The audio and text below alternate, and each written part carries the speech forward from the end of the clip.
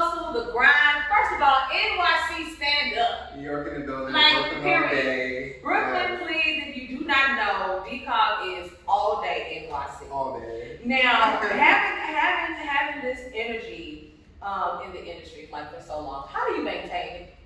Honestly, I don't think it's about maintaining it. I think it's about staying true to yourself. I really think that, we're always, being in LA particularly, you're in like really big spaces, so you think, okay, cool, if I act like this person, then I'll get to that person, and I'll get those successes. People are always constantly trying to mold themselves because they think that's going to be their way in. Mm-hmm.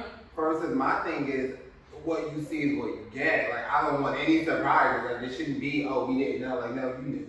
Like, now I'm motherfucking clear, you did, right? Like, there was no secrets here, right? Right. And I also think too, though, being your authentic self, I tell artists all the time, you give the producers a chance to really start making the records that fit you if you are yourself. Facts. Right? Facts. Thinking that a lot of times it's, oh, I gotta do this again, but they don't know you, so they don't know what you want to talk about. They don't know your likes and your dislikes, what you respond to, what you don't respond to, and no one can know that unless you're being yourself. So, for all the artists out there, being yourself is how you're gonna get those type of records, right? You look at a Cardi B, you look at a, Lola Brooks, the new girls, in rap, and then that's who they are. They're not. That's why those producers can sit down and say, okay, let's really make this record around who you are. Facts. So this is what I'm thinking, right? So. No, you so right, because even with Bodak Yellow, when Cardi first came out, and I'm talking about like mainstream, right. We saw her on the reality television show. Right. So we knew what Cardi, like who she was as a personality, right? But her music totally matched that and so much more. It did. So much more. It was just that unseen connection, right? That unhinged connection with yeah, she was like, I'm hood, but I'm gonna show you hood. And I think that what it does is it also kind of just really, completes the story. Because you see the person going from reality TV, and now they're transcending their journey into the platform of music, right? Which is it was just easy to sell. I just think that as much as you want to be industry, you still have to kind of have a sense of understanding what you truly want to say, because that's what people are going to respond to. Ooh. And I think that the fans, they're going to know. Like, I feel like people who know me, when every time I said certain things in the song, I was like, bro, you would never say that. Like, that's so lame. I'm like, the song, like, no, nigga, the line, you would never say, I know you would never say no shit like that. Why would I? Oh, did somebody say that shit? It's like that. So it's kind of like that. Let me tell you something. When I first met you, when we met, it was magical, Mr.Iconix. We all just kind of clicked. We was both rocking black and gold. Literally, and we were in the line and we just vibed out. So crazy. And then since then, everything has kind of just become so right. Just a perfect fit. Yes. Not to mention, you work with Mr.Iconix. Yes, so I'm so glad you guys brought this up.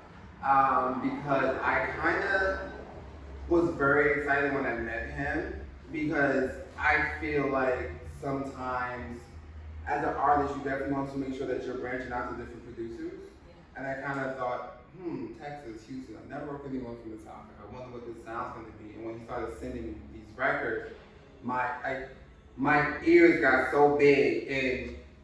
And I tell producers, you got 10, you got the first 5. If I don't start doing one of these, I ain't doing it. Right, but I don't start naturally just humming something or saying something, and everything he sent me was just perfect. Of course, we had to narrow it down.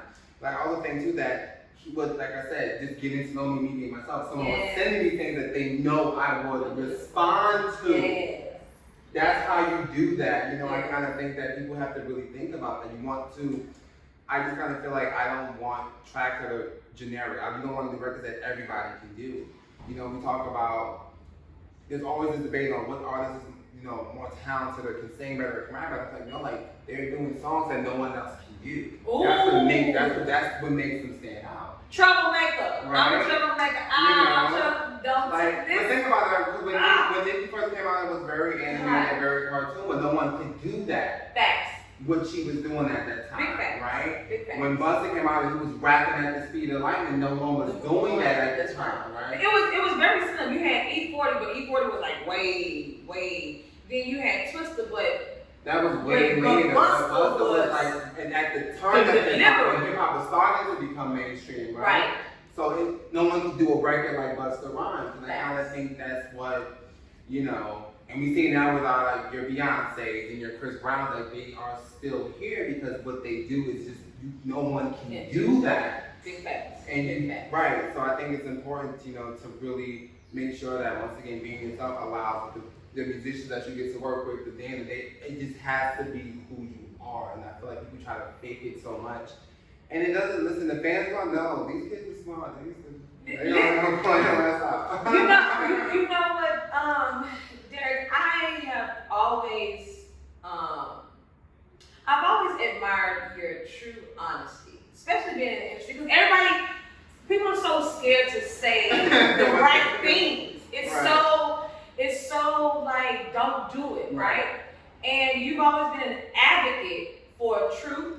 You've always been an advocate for artists, becoming artists, and no matter what label you talking to or talking about, it's like, listen, this is right, this is wrong. Okay, I'll be quiet for 5 seconds, but look, this is what needs to happen. But I feel like you have to.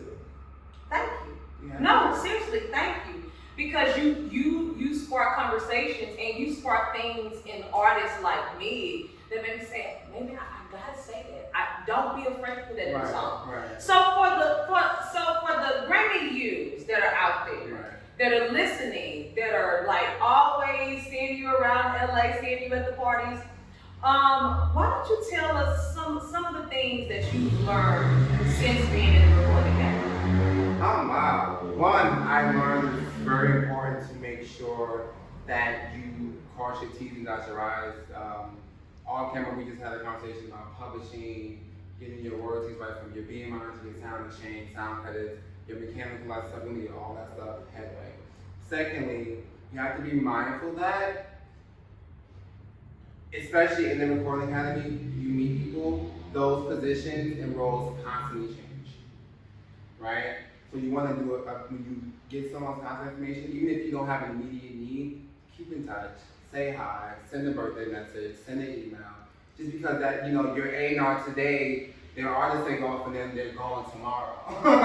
You know what I mean? And they're not there. Or, your label representative today might have gotten an opportunity to meet a supervisor big show on Netflix. Now they're moving to another space in the music industry. They're no longer, doing the label thing. You definitely want to be mindful and make sure that you're constantly keeping up and just getting involved as much as you can. I know between time and energy and expenses and all that stuff, but you want to be proactive as much as you can. Visibility in that space is very important. People seeing you, because when your name comes up on ballots and your name comes up in emails, you want people to put the face to the name. So that's so important. I think that it's this whole belief that, oh, they don't see people. No, you gotta be there. I can't see you. Your ass will walk in the door. How are we gonna think you ain't coming? Nah, say hi. Did you go? Did you show up? Did you ask? What you think? Right. You have to be that person.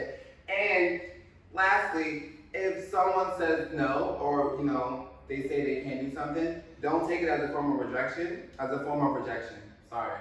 My thing is, have a follow-up. What does it require so the next time? Right? What do I need to get placed the next time? And what are the prerequisites to what needs to happen? Right? Ask for a homework assignment. I would say ask for a homework assignment. One thing that people in the industry love is talk about themselves and their credits and what they got. Ask for a homework assignment. Hey.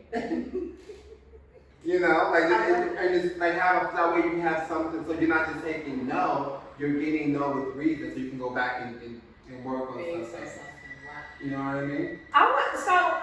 For you guys that haven't got a chance to check out the previous interview with D-Cobb. We were literally on Zoom and we were like going in and out. It was a great in detail interview. But I definitely wanted to really sit down and just let you just give the gems, like, thank you. because you do. But the thing about it, you put in the work. You're not just sitting up here talking about some shit that you don't know. We see you working, like your network. You're signed. You stay busy. You stay networking. You stay advocating. Thank you. I'm serious. You're also about to, very soon, you're going to be working with Music Cares. For people that don't know what Music Cares is, drop a gem. Yeah, Music Cares is a community that's within the Recording Academy where we help raise money for grand museums, for music schools. You know, they award teachers. Every year a teacher gets like, you know, a big award. And relief. Because during Hurricane Ike, was it Hurricane Ike? Music Cares, because we're musicians, we're artists. It was one of them hurricanes. But there was a hurricane and we were literally affected by it. Mm-hmm. Music Cares came through and was like, if you're in need, send us your information, send us what you've done. And as an artist, they looked out. We were like doing bad down in the hurricane. And Music Cares came in and they literally looked out for us.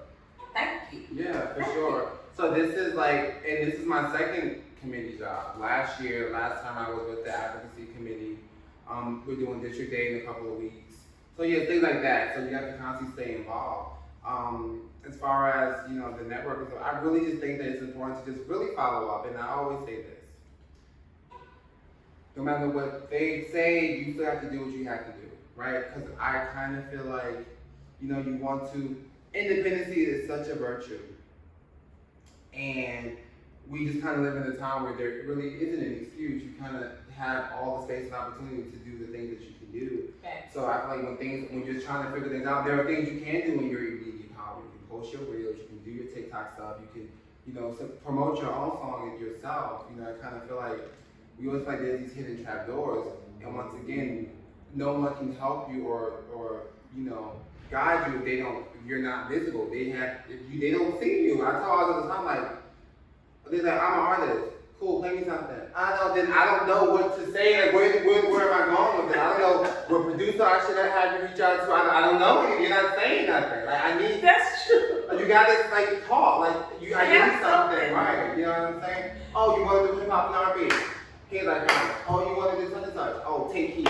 You like to do pop folklore? Oh, go to what's that boy name? Who did the Camilla record? Robert, right? You want to do something more there? Like, so if you don't get me, I'm an artist. Cool. And right, what's next, right? I think that people are so focused on going viral, they're not focusing on the artistic integrity and their level of musicianship. Right? Okay, so I think that's really big. And we're right now, this is a conversation that's very much needed. Everybody wants to go viral. Everybody. But where is the work ethics? Like, where is the work ethics coming from? For artists, if you put out a song and you want it to go viral, or should an artist be looking to go viral, or should they just be looking, what should they be looking for? Because I think that's the question. I mean, right? I think it depends. If you happen to go viral, just be ready for that. Okay. Which means that you should be on your shit regardless. Records mixed. If you go viral tomorrow, you should be able to drop an EP the following day, right? So you should already be, if that's your goal, then you should already have the steps, right? I think that people don't understand going viral, it's such a quick fix because it's very hard to maintain that because going viral in itself is a very slim chance. Thanks. And then to do it multiple times, it's kind of, you know, it's possible, but you know, it's unheard of unless because now going viral means like it was back in, you know, when we were young coming up in the music industry was the label pushing. Right. So now that's basically what they're doing. They just spend the money to throw your face on the internet and every social media, but it's the same thing, right? As if we were listening to the 10 same songs on the radio. Like, let's go get another CD, child. They play 10 same songs. I woke up this morning, right? So it's the same thing. I think that it's like artistic integrity is important, right? because once the viral phases out, most people don't really know where to go from there because they're hoping that they get a manager, they get a record deal. That's the hope. If that happens, you don't know how to navigate that. You're going to be lost. Like, I met a rapper recently who, and then she got famous on viral, and I'm not gonna say what it is, I'll tell you what. Right. Okay. But his manager said to me, like, I need to find a new client. Like, why? Because we have no money. Like, it's gone. Wow. Gone. Like, we're shooting this video, but I don't have the money for it. But we're here. But we're here. And I just remember thinking, damn. And this artist is still super young. Still under 25, I'm saying. Right. And, got the viral song, got the deal. And the thing is that when you're going from viral spaces and you're going into the recording industry space, the label space, it's very different. Because they're going to machine the fuck out of you. That's their job. Oh. And then sometimes with your viral audience, that doesn't land. Gotcha. Right? So when they spend money on Kanye West features and Offset features and that album is selling, that, you know what I mean? So, and I think labels starting to get that now too. So artists who aren't going viral don't get discouraged because you're seeing Instagram, you're seeing TikTok, you're seeing they demonetizing people because they followers don't equate to sales. It doesn't always translate. That's true. It does not always translate. That's true. Right? That's true. The girl who won Best New Artist at the Grammys this year, half the people in the audience like, I don't know who this is. I'm like, yeah, I mean, that's the point. Was it who was it? The jazz girl. Samurai Joy? Yeah, Samurai Joy. Yeah. Oh, right? God. We know her, we're artists, but half the world, I'm like, y'all so used to someone being viral. This young, beautiful, she's young, she's a baby. And she is a monster. Right. Her music, her voice, fire. That's what I'm saying. So what you see now, boom, someone working on their artistic integrity in their artistry. Fact. Not trying to go viral. Fact. Right? But y'all never, because she's not on your face every day, you don't think that it's... That's right. That's so, Boom. So shout out to you. Congratulations. I cried when you won. I did. It brought tears to mind. Listen. And you're from New York, so I gotta shout you out. Big shout to Samurai Joy. Derrick, I think that having a mind and a drive as yours it has to be overwhelming because you're like a little energizer bunny that just doesn't. You just don't stop, but we need this in the industry. Like, we need you. I kind of feel like if you do stop, you give up on all the things that God has blessed you to do. As artists, we have to understand that those things that you foresee and feel are gifted to you through Him when you're being born. My thing, my grandma always said, not following your dreams, you're going to disappoint the man above. And you don't want to do that. That's right. Like, why would you do that? That's right.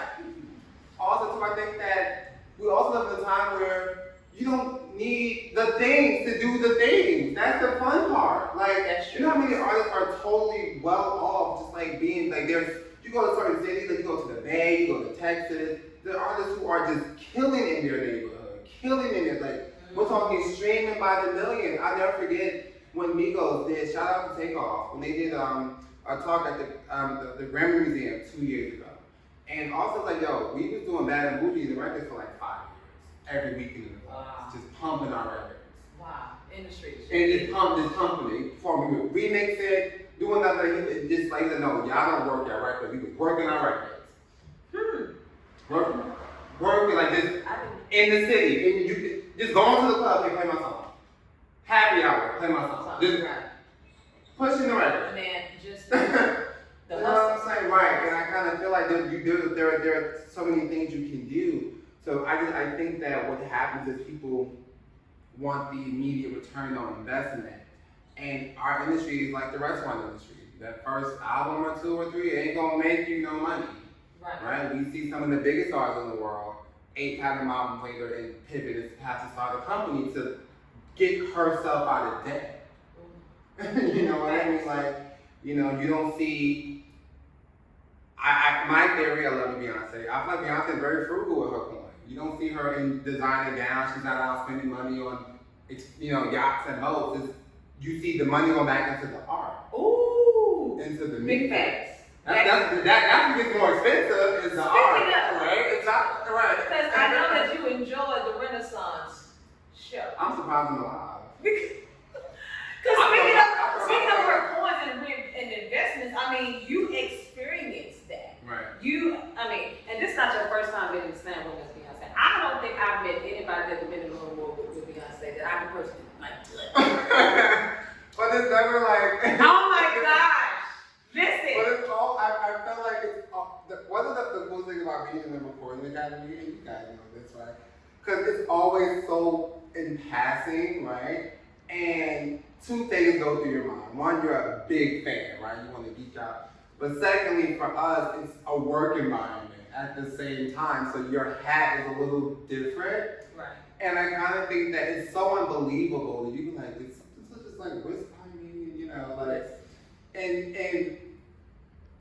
I remember one time I was gonna post about it, and someone had tagged me. He was a security, because you know, honestly, sometimes people don't. It's not that people don't want you to post or nothing. It's for someone at that level, it's safety, right? Yes. Like they'll post something when they're going out the country.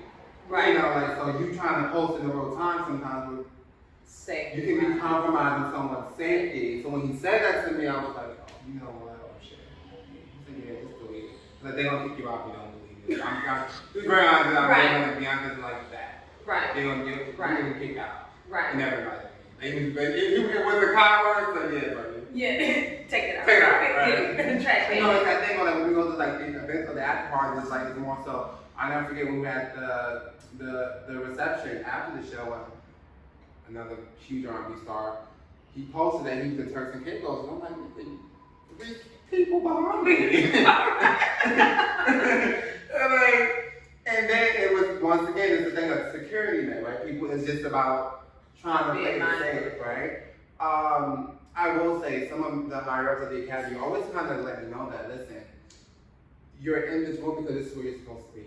So stop looking at it like that and look at this person. Yeah, they might be more successful, they might be, you know, bigger. This is your peer. Y'all are sitting on the same floor. Wow. In the same, you're in the same room, in the same place, right? That should tell you everything you need to know about yourself. That's it. And when you hear stuff like that, you're like, you know what? Okay, cool. Got it. At the concert, I was freaking the fuck out. I lost my mind.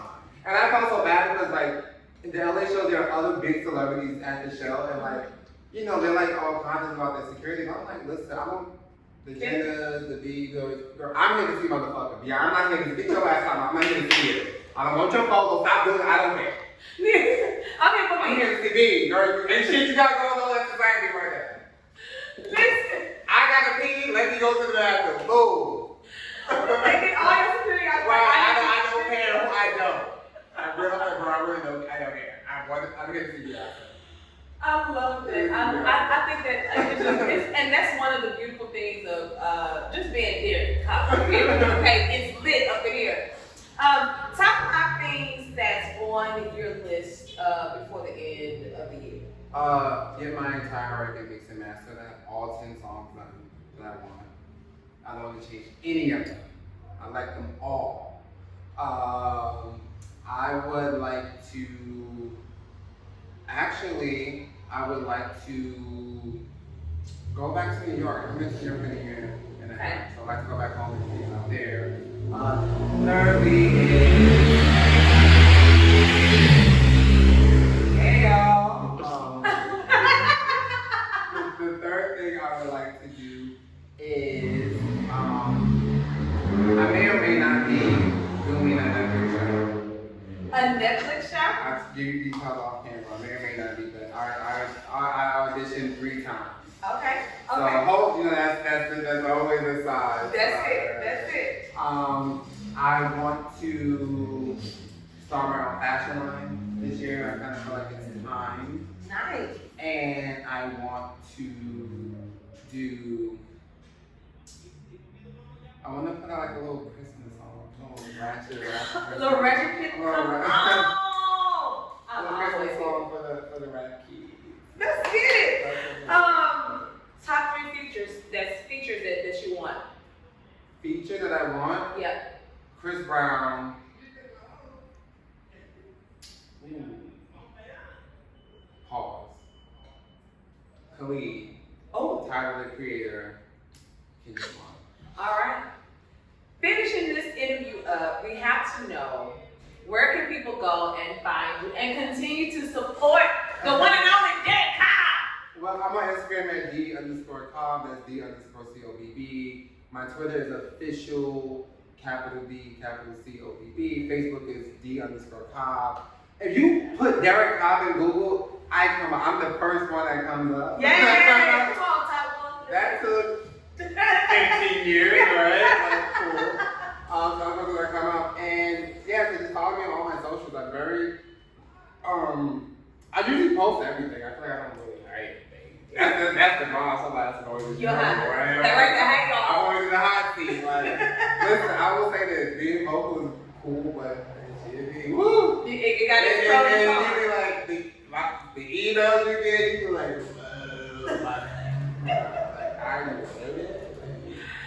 I love it. You are a never-ending party. I wasn't supposed to say that, but cool, here we go. Here we go. But my thing is like, this is my thing. I feel like it's the beauty in life is to learn from something that happened. Right. It already happened. That's it. We cannot go back and change it. We can't take nothing from out. We don't discuss it. That's my whole thing. Like, we can't learn from it. We just try to keep brushing it under, especially in our industry. I feel like, hey, someone even if you're exactly making a mistake, let's talk about it. We can correct it. We can just do it right the next time, or learn from it the next time. I feel like I just hate, me personally, I hate being misled. I hate when someone's intentionally giving you the wrong information. There you go. That's right. Like, just say what they, because you can say no, but if you give me the tools, I got it. That's it. Don't just give me anything. Right. That's it. If I need a Phillips screwdriver, don't give me a flathead, bro. Like, that's just, come on. Like, just don't. I could just push the door myself. I just need the proper tools to do so. That's it. And I think that's so true, especially being on this couch sitting with Derrick Cobb. I have gotten so many gems. Thank you. Like, I think I didn't want to just go through my questions and go through, like, I just want to sit down and just talk and just pick your brain so artists can know what it takes to be in this industry and maintain. But I think it's time to play the game. You ready to play the game? Yes. Come on. Let's do this. All right. So what I'm going to do is I'm going to ask you a question, and then I'm going to give you some options, and you have to give me the correct answer. Okay. All right. Here we go. Now you got some help in here, so you need to go for your help. All right? Okay. Here we go. Prince introduced his iconic symbol on the cover of which single? A, 1999, B, 1994, or C, Little Red Carpet? No, it's 1999 because Little Red Corvette is a song and he doesn't have anything associated with 94. I love Prince. Prince is like top 5 for me. The one, right? The only one. Come on! Prince. Period. Here we go. But that was right though, right? Period. Hello. David Crosby says, who is the best singer of all time? A, Beyonce, B, Bonnie Raitt, or C, Dolly Parton? Ooh. Well, we know his racist ass and say Oh my gosh! No, don't! You know he ain't gonna say that, right? I love that. No, he ain't gonna say that. Woo! And I'm gonna say Molly and Bonnie, but I'm gonna say I might get it wrong. I'm gonna say Dolly, just kind of thinking about like the music timeline history. So yeah, see Dolly. Final answer? Yeah. It was Bonnie Raitt. It was Bonnie, right? It was Bonnie. But she's a good singer though. She's a great singer. What? 1 year she just keeps playing up anytime she on the best. Yeah, she's a great artist. Did she win an award recently this year? Yeah. Yeah, like 3, 4, 5. Yeah. Literally. She legend. She around. No shame. She here. here. We see the white girl. Listen, I'm gonna give a white bitch a call. She around. Look how I got. Right. I see it, girl. I see it. All right, here we go. Watch Tupac Shakur born? A. I know this one. Go ahead. Brooklyn, New York. B. East Harlem, New York. Or C. New York, New York. Okay, those are so many different questions because one, East Harlem and New York, are the same thing because they both in Manhattan. So,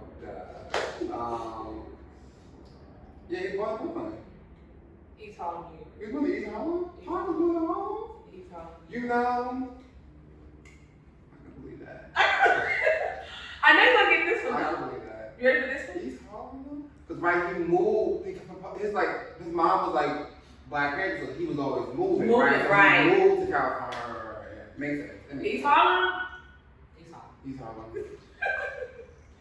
Who was the first woman to have 4 country albums reach number 1 on the Billboard 200? A. Mariah Carey. B. Carrie Underwood. Or C. Carrie Hilson. Oh, that's B. Carrie Underwood. Come on! Yeah. Here we go. Watch this. Last one. I know you got this. What singer was born? Nah, I ain't gonna give you that one. Here we go. I swear. Frank Sinatra changed the lyrics of "The Lady Is a Tramp" to "The Lady Is a What?" A. Champ. Right. B. Girl. Or C. Her.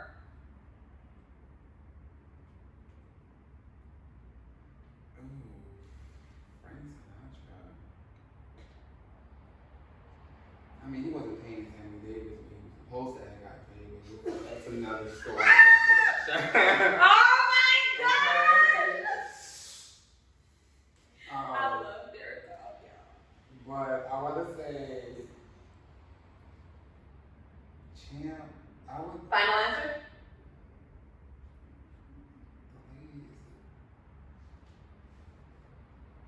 What was B? Tramp. Girl. You had it right. That was Champ. Laser Champ. Oh. I'm gonna give you that one. That is correct. Derrick Cobb. I mean, he lied. You're around in these streets. Where can people go and find you, follow you, support you one last time? Because this man is amazing. We are on Instagram, Threads, and Facebook, _COB. My Twitter is official, the Cobb, TikTok, the_COB. And yeah, shoot me a message if you have. Actually, if you guys have questions, please ask me. I will always give you an answer. I have no issue with giving you an answer.